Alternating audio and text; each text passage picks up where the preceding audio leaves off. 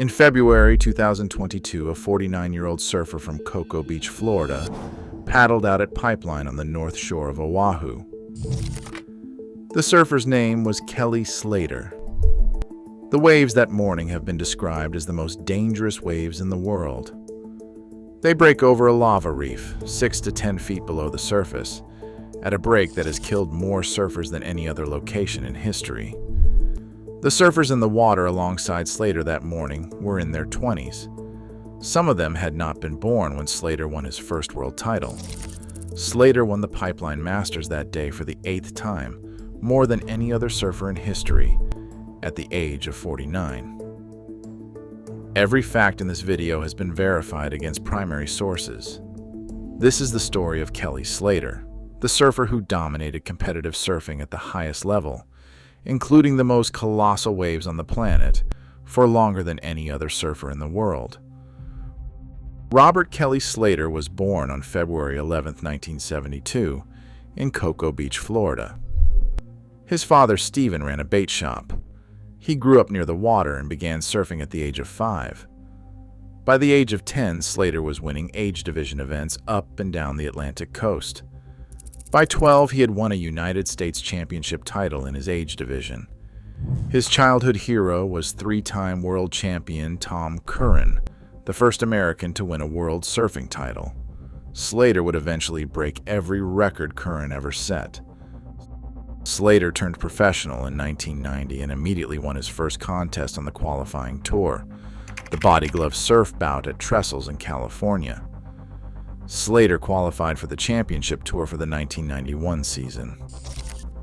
The championship tour did not go well.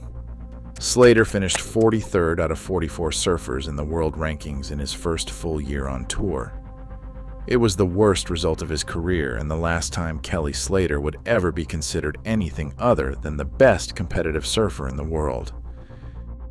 In 1992, he secured top 3 finishes in 3 of his first 5 events, before winning his first championship tour event, the Rip Curl Pro in France. Slater then flew to Hawaii and won the Pipeline Masters. The Pipeline Masters victory secured Slater's first world title at the age of 20, making him the youngest world surfing champion in history. What followed was the most dominant stretch in the history of competitive surfing. After finishing 6th in the 1993 rankings, Slater came back and won 5 consecutive world titles from 1994 to 1998. In 1997, he passed Australian surfer Mark Richards to become the most successful world champion in surfing history. By 1998, Slater had 6 world titles and had been competing at the highest level for 8 years. He was 26 years old and had already achieved more than any other surfer who had ever lived. And then he did something nobody expected. He walked away. At the end of the 1998 season, he retired from competitive surfing. For 3 years, Slater was gone from the championship tour. He made surf films, appeared as a recurring character named Jimmy Slade on the television show Baywatch, played music and surfed when and where he wanted without the pressure of a world title race. But the ocean kept calling.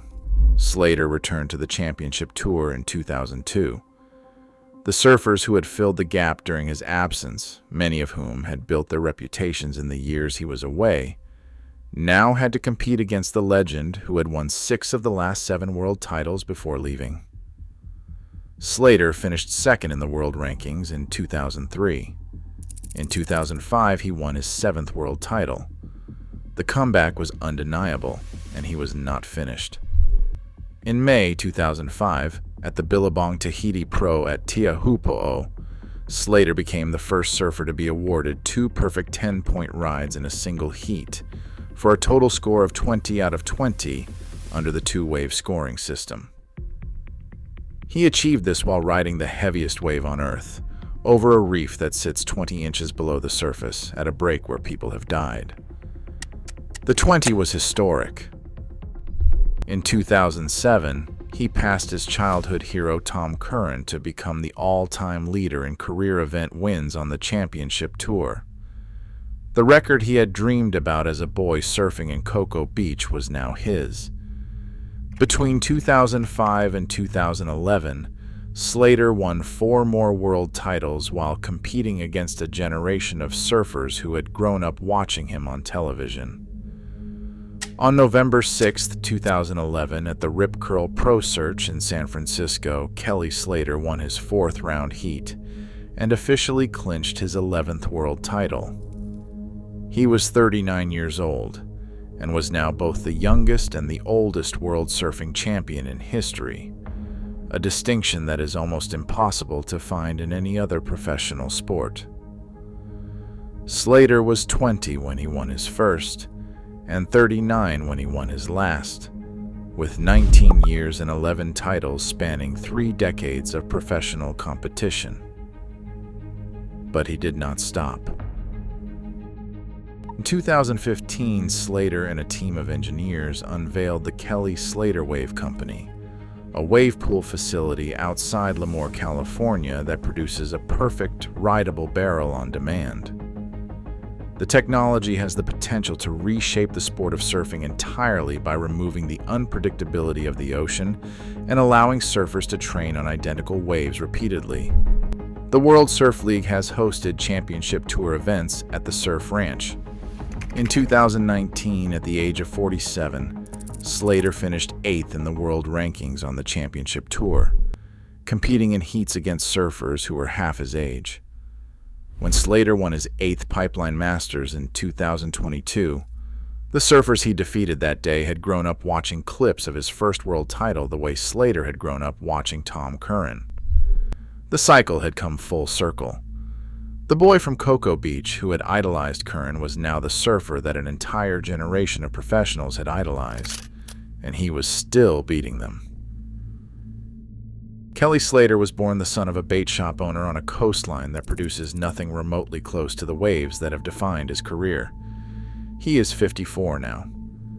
From Pipeline, where Slater won 8 times on the most life-threatening waves, to Teahupo'o, with the heaviest waves where he landed the first perfect 20 out of 20 score, to Waimea Bay, where he won the Eddie Aikau Invitational, Slater did not just compete at these locations. He defined what was possible across an entire career while the surfers around him changed, aged, retired, and were later replaced by the next generation of surfers. Slater outlasted all of them. The ocean does not care how old you are. Kelly Slater never cared either.